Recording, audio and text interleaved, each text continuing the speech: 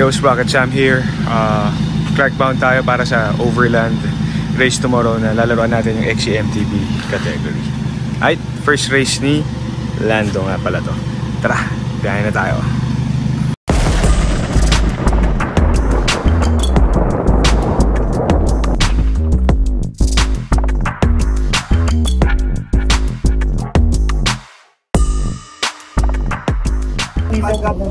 Okay, so nandito na tayo sa Overland Gravel. Naklaim na rin natin yung race kit. Ito yung mga teammates sa Bayabas. Ito na rin yung iba, si LB, tsaka yung mga executive, tsaka yung mga pro natin, no? So, nakuha na natin yung kits. Prep na lang ng konti. Tapos, race na tayo bukas. Mabilisan lang. Focus tayo sa race. Okay, so 110 starting ng OG All-Stars, 110 category. So, ma-start tayo. Originally, ang plano is stage cut pero mukhang binastart na. So, yan, lahat ng party. Ready na? 544, we're gonna relieve traffic exactly. Okay, so pinakawalan na tayo. Neutral zone pa lang. Uunahan na sa harap. Yan talaga. Okay, so this neutral zone is about 3 to 3.5 kilometers in totality. Lahat ay puro kalye. So, hindi na tayo sa long stretch. Bago ako maliwa sa trail, doon na simula ng bakbakan. Dito tayo sa position na pinagusto natin, outer shoulder, para pagpasok sa trail makabuyalo tayo pakaliwa. So may maintain lang natin to para hindi tayo magkabarahan. So maintain lang natin to. Resume tayo sa may trail.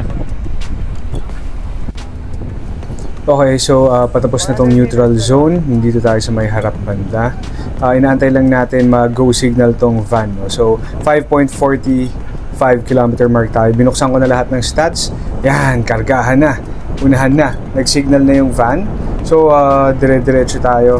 Look at my watts, no? Sa kaliwa. That's neuromuscular talaga. All out, no? Kasi unahan talaga makapasok dun sa trail. So, yung karera natin will be on the left, no? So, kinukuha ko tong sa labas para makakapagkaliwa ako ng maayos. No, nang hindi ako nagmamadali. So, yun. Pinasok natin ng 30 yung corner. Surge tayo dito. And you could see, syempre sa ganito, mas maraming gravel na mauuna. Of course, no? Kasi walang tapo na watt sa kanila. Rigid sila, harap-likod. Unlike tayo, MTB, may konti. Kahit nakalak yan, kumakain. I could see about 15 guys there, or 16 siguro na nauna. Ito yung corner. Hindi umulan, no? So, medyo mahirap sa corners kasi loose yan. Yun, Dirty South yung jersey niya. Hindi ko alam kung sino. Hindi ko na masyado kita kung may nauna ako sa category ko, no? Kasi talagang ang daming nauna. Mostly gravel, pero may nakita rin akong mga naka-flat bars, no? Mga MTB, no? So, tuloy-tuloy lang tayo, dire-diretso lang. I'm trying to pass the people na alam kong, makikita mo kasi sa galaw kung sinong mga medyo sanay sa trail tsaka hindi. So, medyo tinusubukan natin humabol, no? Ito rin yung part na medyo malakas sa watts, itong initial surge, which predicted naman natin. Talagang lagi kang nasa VO2 max minimum dito. So itong part na to sobrang hassle, no? Yung mudguard ko sa likod sumabit, nawala sa align. Ang ingay niya, na-stress ako. Dapat di na ako nagkabit. Guys, sa karera sa susunod, huwag nyo na masyado isipin yung dumi. Alisin nyo na, ilang beses ako inabala na itong mudguard na to. So tinuro ako ng tropa, sabi niya mudguard mo yata sumasabit. So I had to stop. That's 1, 2, 3 seconds plus stop, no? Ang nawala sa akin, takbo ng iba 35, 40, ganun na makalayo. So surge na naman tayo, tignan yung power sa kaliwa, 400, 300 watts na naman para lang makahabol ulit. That's Shenyao, I believe, ng Dirty South, no? So naipit siguro siya sa likod. So yan, pukan kami. Ako, ang sinabi ko nung nakita ko si Shane, kailangan ko tutukan to dahil mabilis. Pero tignan mo umagwat, oh. Oh, now that's our very own si Adele. Adele natin, naka-MTB siya. Binabantayan niya si Shane, I'm sure, kasi sa women's category, open, no? Gravel MTB, tapos open pa sila. Dapat medyo, in my opinion lang, dapat baguhin yun kasi medyo marami na rin sumasali na babae, and dehado naman talaga ang MTB sa gravel. Anyway, I'm trying to catch up to them, and yung mga nauna ng group sa akin, pumapalo tayo at 35 kph ngayon. Ayun, kita nyo may sumemplang, boom! Sumemplang si pare, nagkamali siya, nadulas siya, medyo loose yung mga lahar, gaya ng sabi ko, nagkabarahan dito. That's another downtime for me. Medyo nawawala na ako ng pag-asa kasi I'm thinking parang may nakita akong dalawa na ka-age cut ko na nauna na eh. So we're at 7.1 kilometer mark, still hammering on neuromuscular surges, no? Puro ganito tong karerang to kasi alam nyo sa lahar or sa sand or sa loose, hindi ka makakapadjak ng maganda. So, ang nangyayari, stop and go, which is yun yung talagang medyo masakit sa legs, no? So, we're at 7.8 kilometer mark. Ang power natin is at, ayan, kasi loose siya. Hindi mo na pumapadjak dito, medyo lusong doon. And then, tignan niyo yung power, palo na naman yan. Bam! 300, 400, 500, 600. Ayan, etong race na to, yung first, at I think yung first 15 kilometers is puro ganyan, which is predicted. Kailangan mo kasi talagang makakapit, otherwise it's game over for you if you're really gunning for a podium spot or at least top 10, no? The first 1 hour or the first 20k really matters. Kailangan mo sumabit, lalo MTB tayo. So ito na yung river crossing. It's at 9.1 kilometer mark. That's Shane Yao and Adele. Sa harap ko, yung nasa dulo, hindi ko masyado kilala. Okay lang, tuloy lang natin dito. May initial plan dito na alala ko nung nakita ko tong dalawang tong mga kargadong babae natin. Sasakyan ko. Sabi ko, sasakyan ko. Kaya lang, malakas pa ako dito. Sabi ko, hindi, unahan ko na lang. Kakabit ako dun. So may grupo, yung nakita ko maliit, hindi kita sa camera, may grupong nabubuo dun sa dulo. Sabi ko, sasabit ako sa mga gravel. Kasi iba ang pool ng mga gravel, no? So that's the Dirty South jersey. Hindi ko alam kung sino to, pero kasama yan nila JB, no? JB Babaran, yung kilala. Kasama nila Chuck yan. Isang team sila. So that's Pau. Alam ko si Pau Del Mundo yan. Nag-gravel siya. Originally, dapat kalabang ko siya, pero nag-gravel siya. So, we're at 11.6 kilometer mark now. Kali na tayo ulit. That's Gerson. Nakita ko siya mag-isa. I suppose nag-pace na siya, no? Kasi iba talaga yung dalahan ng group. I was trying to converse with him dito. Kaya lang parehas kami hingal. Tingnan yung heart rate ko. Upper left, 189. Babad yan. Kanina pa hindi nyo nakita. Ganun ka-intense, no? 11.8 kilometers, that would be, I think, mga 40 minutes in, no? On the race, no? So, yung buong una nating half is puro ganyan. I mean, not half, sorry. Yung una nating mga 20k, puro ganyan. So, ito na yung lusong. What happened there is, naabutan ko si LZ Bikes, no? Si Lloyd. Umatake ako dun sa ahon kasi nakita ko medyo nagre-recover siya. Sabi ko, ito yata kalaban ko. Nauna pala siya sa akin. Inattack ko siya dun. Talagang nag-all out ako para maiwan siya. Para makabawi ako kasi nakita ko nagre-recover siya. So, I think naging effective naman yun. So, here I am. Nabubuo na yung group na to. This is actually the third group, no? 15 kilometer mark. Mostly ay gravel, pero may MTB dalawa. Isang bata, I forgot the name, pero birthday niya ngayon. Tsaka si JB Babaran sa may harap. This is Pau. Like I said earlier, no, talagang MTB siya dapat, pero nagpalit siya ng gravel. So, ang goal ko dito is really to stick with the gravel, guys. Kasi iba talaga yung draft. Yung sa race, iba talaga pag naka-draft ka, lalo na dehado tayo, no? Naka-MTB tayo. Iba talaga kasi pag MTB, iba. Parang may isang beses, ka-ride ko sila dito, tinanong ko yata sino ba tinanong ko? Kasi may tinanong ako sa peloton na to, ilang watts ba binabato mo? Parang sila 250, 260, ako 320. Just to keep up, no? Oo. Yan, si JB yung nasa harap ko. We're at 22 kilometer mark. This is technically the third group, no? Nalaglag yung boto ni JB. yung bote niya na tagtag. Nasasabi ko, okay lang yun, huwag mo na pulutin, tuloy mo na lang yung karera. Kasi nga, like I said kanina, mahirap walang draft. Draft is everything, lalo dito sa karera to, flat. Pag mag-isa ka, kawawa ka sa hangin. So, here I am, look at our speed, 39.40 on an MTB full suspension. That's crazy. That's crazy.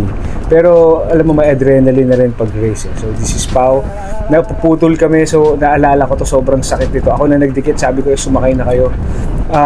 Tignan niyo yung power sa left, tapos tignan niyo yung speed on an MTB. Sabi ko kailangan dumikit, parang wala nang planong dumikit yung dalawang yun. Sabi ko pag hindi tayo nakadikit pare, yari tayo, mahahabol tayo ng mga kalaban sa likod. So nag-take one for the team na ako dito. 45 kph tayo on an MTB, dinidikit ko na dito. Hindi ko matuloy kanina pa. This is the third group. Eventually, we caught up with the second group, no?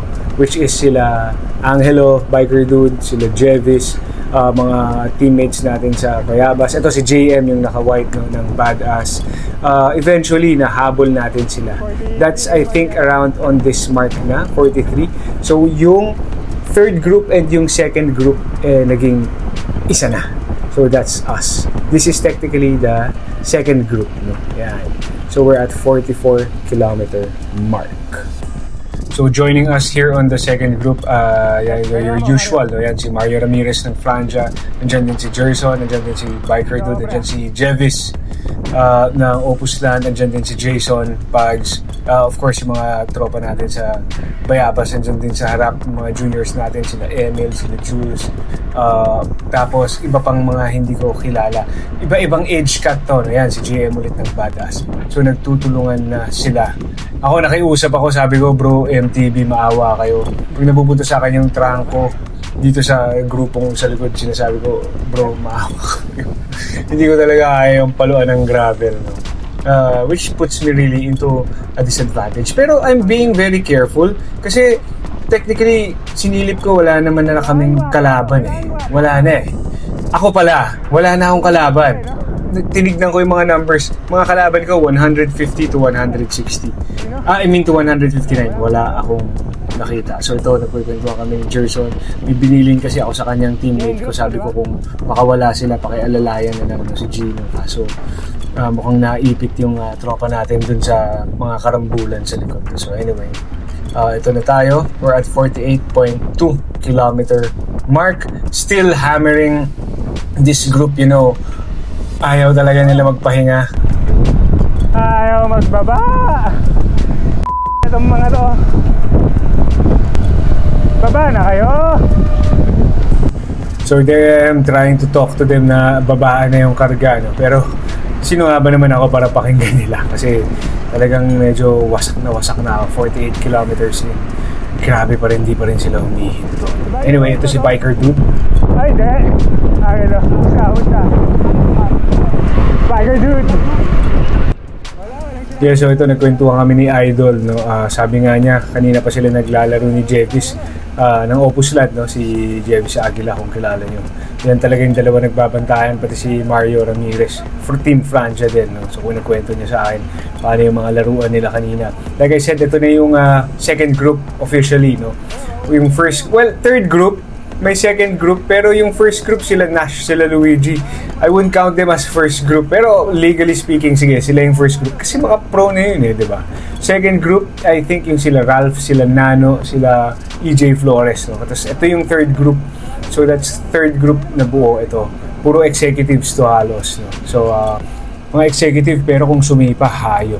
Anyway, okay, so hindi ko na kaya mag-latch on. Masyado akong inaubos sa mga neuromuscular kong surge. So 58k mark, lumaglag na ako sa grupo. Mag-maintain na lang ako ng tempo kasi hindi ko na kaya, baka mas pulikatin pa ako. Anyway, flats na lang naman to. And I believe I made quite a significant gap naman na, no? So, let's hope for the best. Lord, give me the strength na lang para matapos to mag-isa. Or kung may aabot man sa akin na gravel, ay na lang ako doon. Yes, so hindi sila nagbababa, kumalas na ako. Kasi pumipitik na yung kaliwa kong quads, no? Tsaka yung sa may singit ko sa kaliwa, pumipitik na. Ngayon, kung hindi ko inagapan yun, alam ko, maglalak na yun. So, tinaasan ko na yung cadence ko, tapos kumalas na ako. I think, like I said earlier, no, naka-create naman ako ng significant gap. Wala naman ako kalaban sa pulutong na yun, eh. Tsaka in-ensayo ko naman tong mag-isa. Lagi ako mag-isa pag nag-i-ensayo. So, confident ako, kaya ko to. Basta i-maintain ko lang ang tempo, power. No threshold, no VO2 max. So, 68.6k mark. Tayo ay mag-isa na lang. Individual time trial natin to. Dahil nasagad tayo. VO2 max. Sa mga kasama natin kanina. Grabe, hindi ko yung fitness ko, hindi talaga kaya yung dalaan ng mga gravel. Kumiyado naman ako, kalas. Pero okay lang kasi, as far as I know, sa age cut ko, ako naman ang una. So I just have to survive this till the finish line. No unnecessary surges. And pray to God na wala nang magiging birya. So 80km mark. JM. I would say that was a legit first group kasi mga pro yung nasa una talaga. Saya na sa akin. Cramp ako. Halika, saya na. So, tutulungan na lang kami na itong jowa ko. Ay! Tag team na! Oo. So, nagka-count ako eh. 120. Yeah, 80km mark. 33 kilometers to go. Magpa-pace na lang kami ng tama. Height 94km mark. Natrangkuhan ko pa rin si JM. Maintain na lang kami. Low, high endurance to low tempo. Pulikat City na. Resume tayo. 100k mark. Morning. Tara. 100k mark. Wala na si JM, pinupulikat na talaga. Dahil nauna na ako. May pandulo pa akong konti. Paglabas sa trail, pagkanan, karga tayong konti tempo, tas 1k threshold tayo. Tara, alam ko wala namang naunang kalaban, so sana Taberia Lord please para first tayo. Let's go. 104.6k mark. Ito na yung long stretch na ahon na masakit. So magte-tempo tayo after yung ahon. Tignan natin kung kaya pa. Dahil dalawa ng pulikat yung inaalagaan ko. Height, low battery yung action cam. Tara, resume tayo.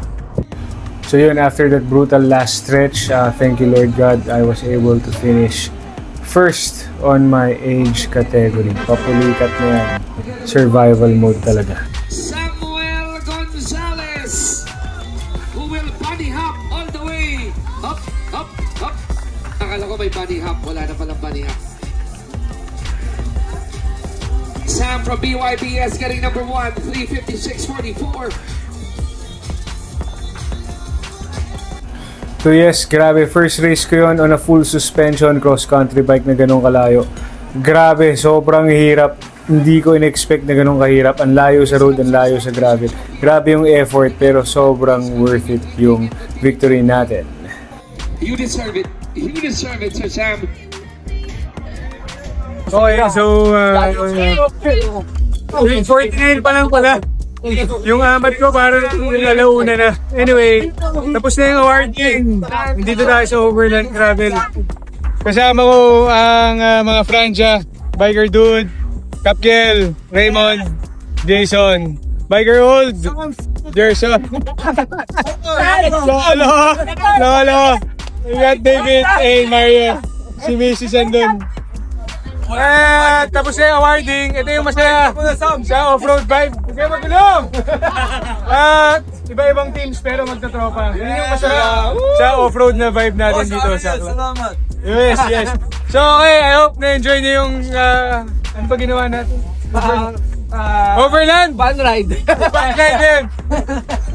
Please like and subscribe! Biker to die. Thanks guys, and we'll see you next time! Woo!